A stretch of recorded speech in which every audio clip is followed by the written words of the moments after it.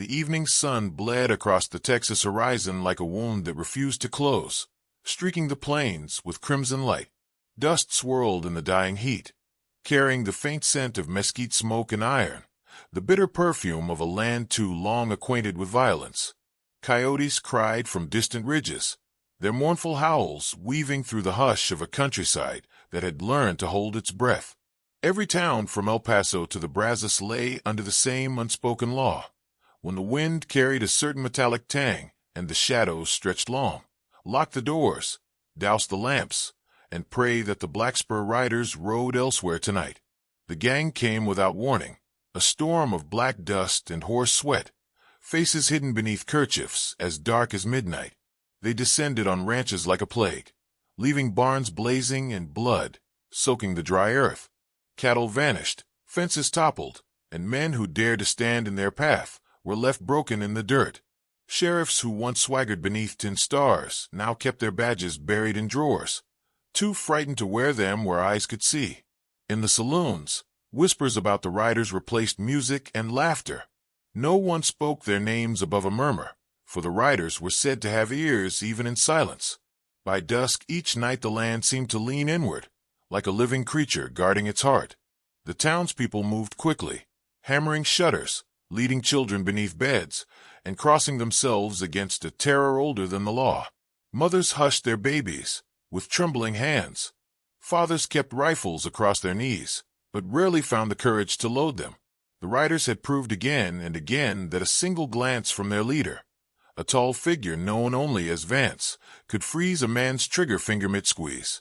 Along the dry banks of the Pecos, smoke rose from a homestead that had stood for 3 generations. Flames licked the rafters as the night wind carried sparks into the star-pocked sky. A child's doll lay face down in the dirt, one glass eye glinting in the firelight. The riders had come and gone before neighbors even knew the danger. Horses' hooves drummed into the distance, a fading heartbeat that left nothing but silence behind. Those who arrived too late found only ruin and the acrid sting of gunpowder still hanging in the air. Rumors ran like wildfire across the frontier, fanned by fear. Some said the riders were devils returned from the war, soldiers who had traded their souls for endless plunder. Others whispered of a secret pact made in the deserts of Mexico, a blood oath that bound them beyond death. At night, the stories thickened the darkness, each tale more gruesome than the last. And always, hidden within those hushed conversations, another name surfaced like a ghost, an unassuming figure whose legend traveled quietly, almost unwillingly, a lone officer who had once faced worse devils and lived. No one agreed on the details. Some swore he was a Texas Ranger long retired, a man who had stared down Apache war parties and renegade gunmen until his eyes turned the color of storm clouds. Others believed he was no lawman at all, but a drifter haunted by a vendetta too personal for ordinary men to fathom. A widow in Abilene claimed to have seen him years ago, a shadow at the edge of a prairie fire, moving with the patience of a hunter who never missed a shot. A barkeep in San Angelo remembered a quiet stranger who asked no questions, drank only water, and vanished before dawn with the chill of winter in his wake. The whispers were enough to kindle fragile hope. In a land where justice had become a memory and graves outnumbered prayers, even the faintest hint of a savior could feel like sunrise after endless night.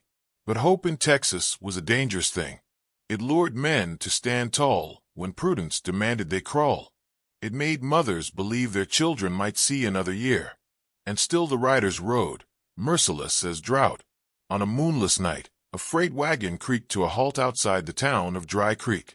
The driver, an old rancher with shoulders bent by decades of work, leaned forward as if he'd sensed a change in the air.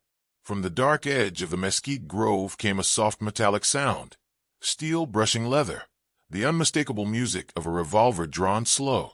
The rancher's breath caught. He scanned the shadows and glimpsed the faint silhouette of a horse and rider, unmoving against the starlit sky. Before he could call out, the figure turned and melted into the black, leaving only the echo of a distant hoofbeat. By morning, every saloon between Dry Creek and Abilene was alive with the tale of a silent rider who watched but did not speak. The gang, drunk on their own legend, began to feel that presence too. Campfires burned lower when a coyote's cry rose without warning. Scouts swore they saw a pale glint on distant ridges, like moonlight on a rifle barrel. Their leader, Vance, laughed at first, a deep sound that rattled through the canyon like rolling thunder. But even he found his hand drifting to his pistol more often, his gaze scanning the horizon for a threat he could neither name nor see. Meanwhile, the land waited. The desert's breath grew colder as autumn edged into winter, each sunset sharper than the last. Mesquite branches clawed at the sky, and the rivers shrank to thin silver lines under the hard moon. The people of Texas carried on in the fragile pause between raids, repairing fences, burying their dead, and watching the trails for silhouettes that might be friend or foe. Fear was an old companion, but now it mingled with a strange anticipation, as if the earth itself sensed a reckoning near at hand. Children dared each other to speak of the lone officer, weaving stories of a man who could move like smoke and shoot the wick from a lantern without shattering the glass. Old men recalled the days when Texas Rangers rode with a different kind of law, when a badge meant courage instead of a death sentence. They looked east at every dawn, squinting against the pale light, half expecting to see a solitary rider cresting the horizon. When the next raid came, it struck deeper than before. The riders galloped into the town of Mercy Wells, setting fire to the grain stores and dragging 2 hostages from the church steps. Flames turned the night to hellish daylight. Screams tore through the smoke, but somewhere beyond the chaos, a single rifle shot cracked like the voice of judgment. One of the riders fell from his saddle, a neat hole in his chest. The other spun, startled, but saw nothing, only the endless desert stretching silent under the stars. From that night onward, the Black Spur riders found their own fear. Their victims had no faces to match the shot, no figure to curse or chase. Yet they felt hunted, their sleep haunted by the idea of a man who could strike from nowhere. They rode harder, faster, but the land offered no comfort. The wind carried the scent of rainless storms and something sharper, the electric promise of vengeance. Across the burning plains of Texas, the legend of the silent officer grew. He remained unseen, a shadow among shadows, but his presence thickened the air like the charge before lightning. The people no longer whispered of survival alone. They began to speak of justice, of a day when the rider's reign would end beneath the sky the color of spilled blood. And as the crimson sun dipped once more below the jagged horizon, the desert held its breath, knowing that somewhere out there a lone figure tightened the buckle of his holster and prepared to ride into history.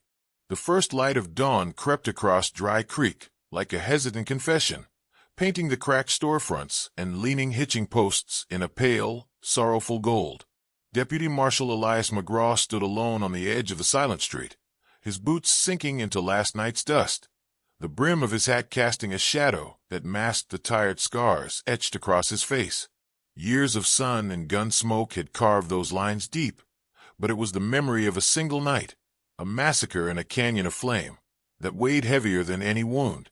He had once been a man who drew fast and never missed, until the screams of innocence lost in crossfire burned a promise into his soul. Never again would he raise a weapon unless the world left him no choice. The world was testing that promise now. Word reached Dry Creek just after sunrise, carried by a rider with a blood-soaked sleeve and eyes wide as a frightened colt. The Black Spur riders had struck Mercy Wells again, but this time their cruelty reached a new depth. They'd gunned down Judge Hollister on the courthouse steps, leaving his robe smoldering in the dust like a fallen banner, and taken 3 townsfolk hostage, a mother, her teenage son, and the old church bell ringer. No note, no demand, only the mark of a black spur nailed to the church door like a taunt. Elias listened to the report in the stillness of the sheriff's office, the air thick with lamp oil and fear. Sheriff Denton paced like a caged animal, his badge tarnished and useless, while a deputy tried to keep his voice steady reading the details. Elias said nothing. He stared through the warped glass window at the slow-moving clouds, hearing again the dying breath of his old mentor, Ranger Captain Josiah Kane, from years before. "Lay it down, son," Kane had rasped after a bullet tore through his chest. "Asterisk the gun makes widows. Let someone else carry it now." Elias had buried his revolver beside Cain's grave and sworn the vow.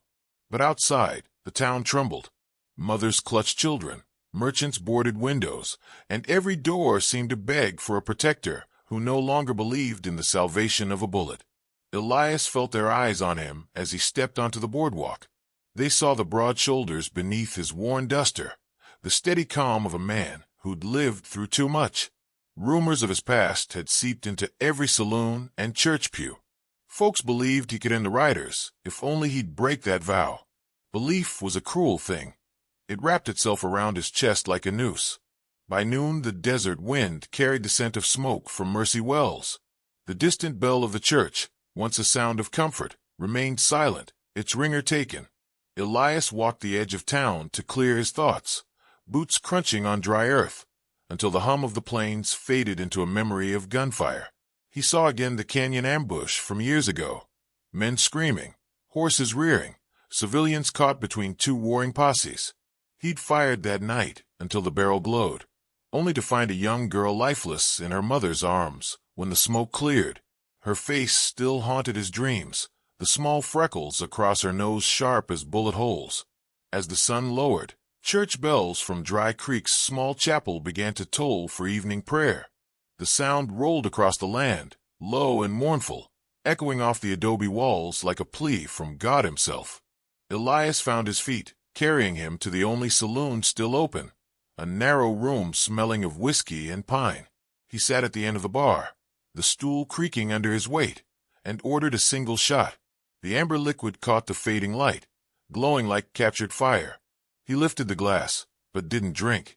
Behind the counter, the barkeep polished a glass and spoke, without looking up.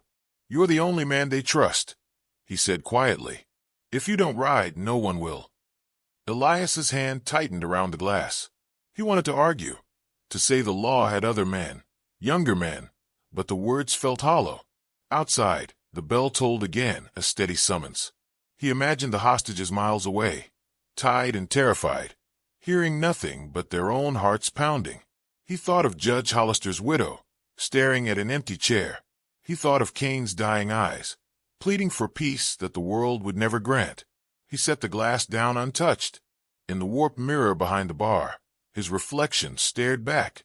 A man aged by regret, yet unbroken. A man built to stand between chaos and the innocent. The scars across his cheek caught the lamplight like silver lightning. He felt the old weight of his Colt .45 even though it lay locked in a trunk beneath his bed. The bells kept ringing. Slow, unyielding. Elias rose. Each step across the saloon floor sounded like a verdict. The patrons fell silent as he passed, hope flickering in their tired eyes. Outside, the evening wind carried the faint crack of distant thunder, though the sky was clear. He walked to his small room above the office, the floorboards groaning under his boots. From the trunk at the foot of his bed, he drew the revolver wrapped in oilcloth. The metal felt cold, almost foreign, yet fit his grip like a memory too long denied. He checked the cylinder, the quiet click steady as a heartbeat. He holstered the weapon with deliberate care, cinched his belt, and looked out the window toward the dark horizon. Somewhere beyond that line of dying light, the riders believed themselves untouchable. Somewhere a woman and her boy prayed for a miracle. Elias exhaled slowly, the vow of years cracking like old timber. "Forgive me, Captain," he whispered into the dusk, a prayer carried off by the rising wind. Down in the street, the church bells sounded one final, resonant note as he stepped onto the porch. It was neither invitation nor farewell. It was the sound of judgment beginning, one bullet at a time. Night swallowed the desert whole as Elias McGrath rode beneath a sky torn with stars. The Black Spur riders had vanished west after Mercy Wells, but their trail lingered like a wound. He followed it with the patience of a hunter, reading the language of broken twigs and scattered hoofprints, tasting the copper tang of distant storms in the wind. Each mile carried him deeper into country few dared cross, jagged canyons where shadows moved like ghosts and the silence could smother a man's courage. At dawn he reined in at a lonely homestead where smoke rose from a single chimney. The widow who lived there, Clara Vance, leveled a rifle at him before he even swung down. Her hair was a river of dark silver, her eyes steady as a hawk's. Word had reached her of Mercy Wells.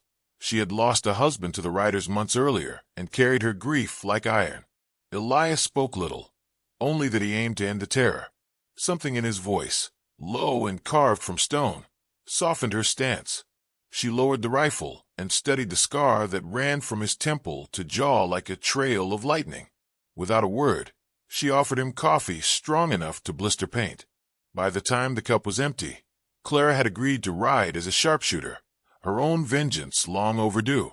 2 days later, Elias found the next piece of his quiet army, a Comanche scout named Tohani, lean and watchful as a bobcat.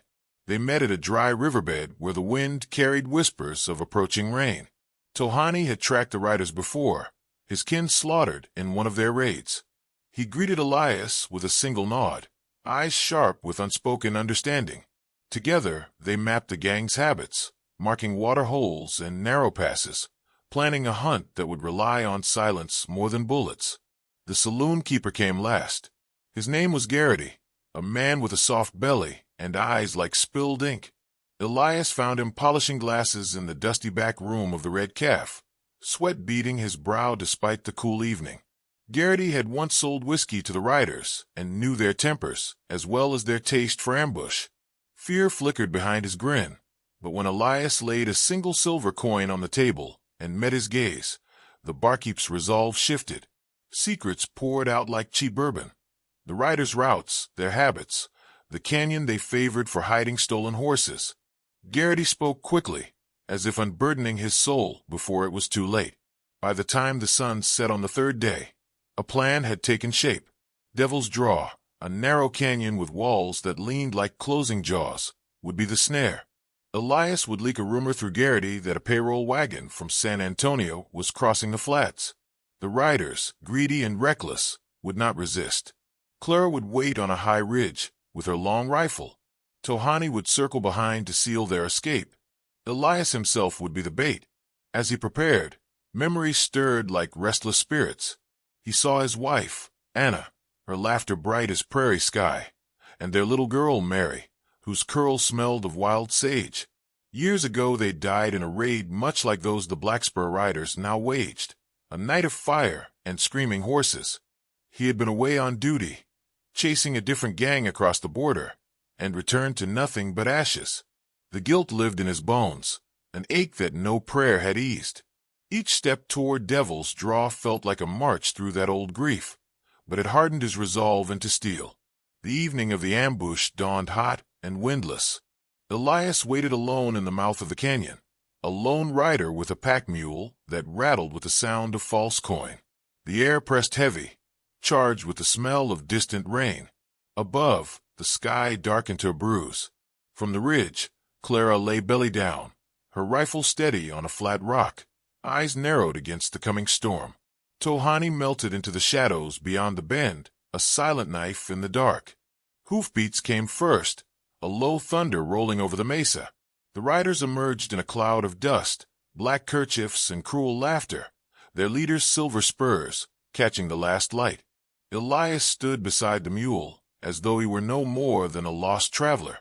When they drew within 30 paces, he called out, voice even as a church bell, offering them the wagon and the coin. Their laughter echoed against the stone, but beneath it he heard the shift of weapons, the readiness to kill. Then the heavens split open. Lightning tore a ragged gash across the sky, and rain hammered the canyon in sheets, turning dust to slick mud in an instant. The riders cursed as their horses slipped. Clara's first shot cracked like divine judgment, dropping a gunman from his saddle. Chaos erupted. Tohani's war cry cut through the thunder, fierce and startling, and arrows hissed from the shadows. Elias moved like a man returned to his old skin, revolver flashing with each measured squeeze. Bullets sparked against the canyon walls, the roar of gunfire swallowed by the storm. Horses screamed, men shouted, and the canyon became a cauldron of water and blood. Elias ducked behind a boulder as a slug chewed stone inches from his head, the spray of grit stinging his cheek. He fired back, each shot a memory of loss and a promise of reckoning. He saw Clara atop the ridge, calm as a cathedral statue, her rifle speaking death with every pull.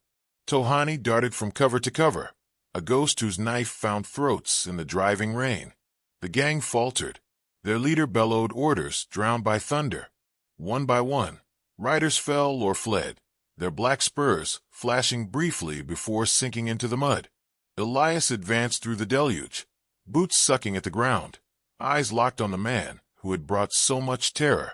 Vance spun to fire, but the storm seized his aim, and Elias's bullet struck true, spinning the outlaw into the muck where the rain quickly washed his blood into the earth.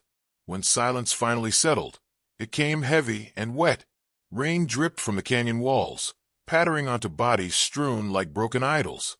Elias stood with chest heaving, the revolver smoking in his hand. Clara climbed down from the ridge, her hair plastered to her face, eyes hard but glistening. Tohani emerged from the shadows without a word, the storm's fading light catching the crimson on his blade. Elias looked around at the carnage, the mud dark with more than water, and felt no triumph, only the quiet weight of justice done and debts unpaid. In the flicker of lightning, he thought he saw Anna's face, gentle and sad, then Mary's small hand reaching through the veil of rain. He closed his eyes against the ache, whispering a promise to the ghosts who followed him. This was only the beginning. The Black Spur riders still numbered more, and he would not rest until every last shadow of their cruelty was erased from the Texas night. The moon hung low and swollen, a pale coin over the abandoned rail yard where rusted tracks vanished into weeds and silence. Lanterns swung from crooked posts, their glow trembling against warped timbers and broken freight cars. Elias McGrath moved through the stillness like a shadow given breath, his boots whispering on gravel slick with dew. Each step echoed across the empty depot, mingling with the soft rattle of chains in the night breeze. Somewhere beyond the cracked station walls, the Black Spur riders waited, drawn by rumors of stolen silver and the promise of an easy kill. He knew they would come.